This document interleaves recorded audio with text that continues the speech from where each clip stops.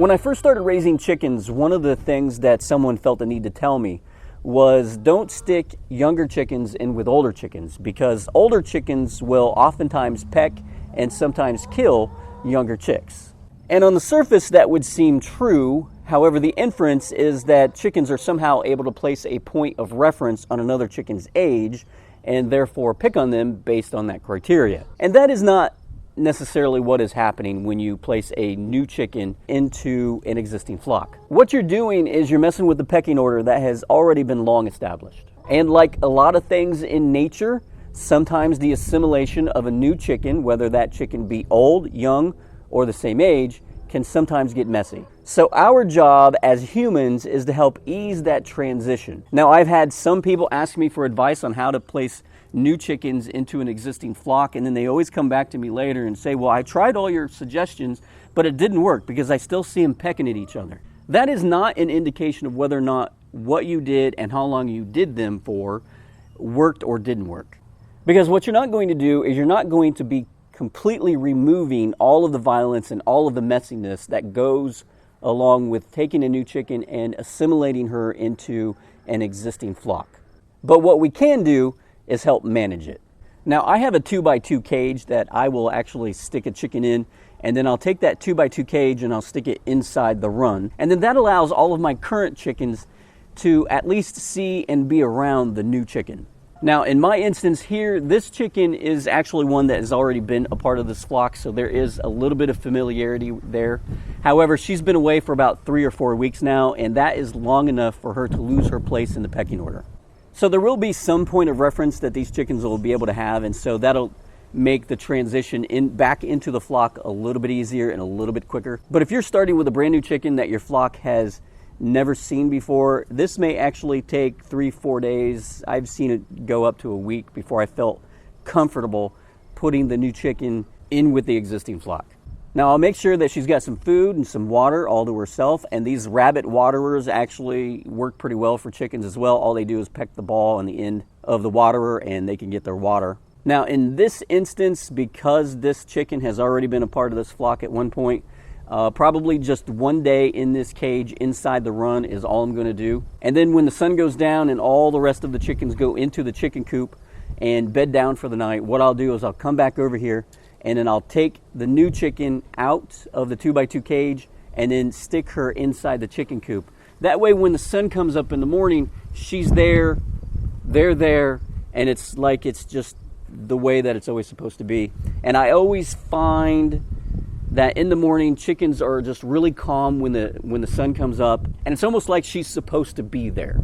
Now, that is for my situation here, and my situation is actually a little bit simpler than if you're just bringing in brand new chickens, and especially if your new chickens are younger and most importantly, smaller, because oftentimes a pecking order is going to be established based on the size of a bird for the most part. It's not always that way, but it just seems to be a rule of thumb to go by, that the larger the breed, the higher in the pecking order they are.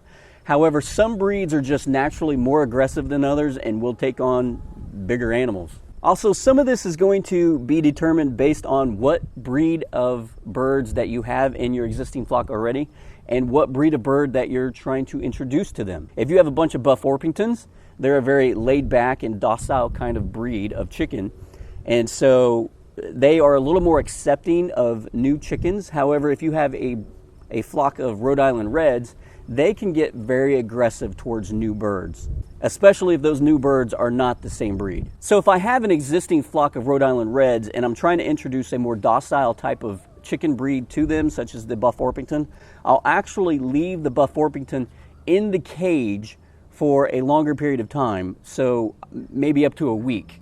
I'll leave her in the cage before I actually take her out and actually let them have physical contact with each other. Also here, I'm only introducing one bird, but if you have multiple birds that you want to introduce to your existing flock, obviously a 2x2 cage is not going to work for you if you have 5 or 6 birds that you want to introduce.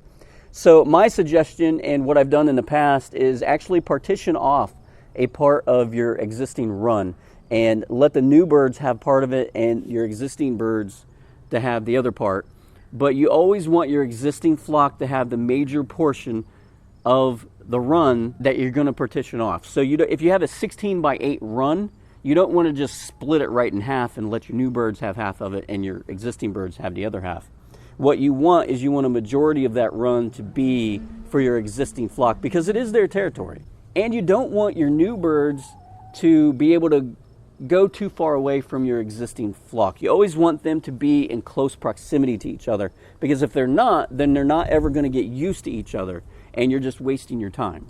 If the new birds that you're trying to introduce are physically smaller than your existing flock, I would actually hesitate introducing them at that stage.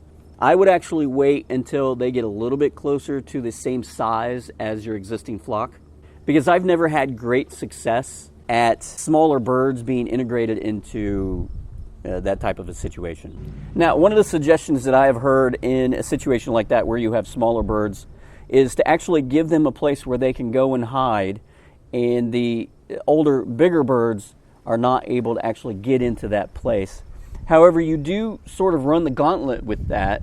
When the smaller birds start to get larger in size, they can't get in there either, but they can still get like the first half of themselves in there. And so they have their tails sticking out. And I've seen some pretty messed up stuff happen when that happens, because the other birds will come along and just peck all the feathers off of the back end. And if they start picking at the vent, then you're going to end up with some mortality in that situation. And I've seen it where a younger bird has actually tried to take cover under something, only there was an in and an out to it, and so the tail was unprotected, and then the head actually came out the other side and was unprotected. And once birds get cornered, oftentimes what they'll do is they'll just hunker down and not move, and then that will just leave them easy pickings for the other birds. And needless to say, that was a mortality there, because the things that these chickens can do to other chickens is it's a hard thing to watch. So you want to be careful when you're giving hiding spots, that you don't give them a place where they can go and then just hunker down, but they're not fully protected, because that leaves them in a very bad spot that you don't want them to be put in. Really what you want is you want your run to be big enough. That is really the main thing. If your run is big enough where the new birds are able to just get away from your existing chickens, then that is the best of all worlds, because the last thing that you want is for a bird to get cornered and then just have it hunker down and then get picked on, because that'll be the end of that bird. So areas that you're going to want to be mindful of are inside the chicken coop. You don't want areas where a smaller bird can fit maybe between the wall of a chicken coop and a nest box and then just not be able to get out. And in fact, that is one of the things that I actually look for when I have to introduce new birds to the flock. And if you raise chickens for any length of period of time and you start out with a fresh flock and you raise them up, eventually you're going to have mortality and you're going to want to introduce new chickens. That's just the way it goes if you're raising chickens for any length of period of time. It can be done safely, and the transition doesn't have to be a murderous one. So hopefully this helps. If you have any questions, leave them down below. I generally check all the comments and answer questions where needed. Hey, thanks for watching. Subscribe if you haven't. Don't forget to check me out on Facebook and Pinterest. If you like this video, here's a couple more you'll like as well. Until then.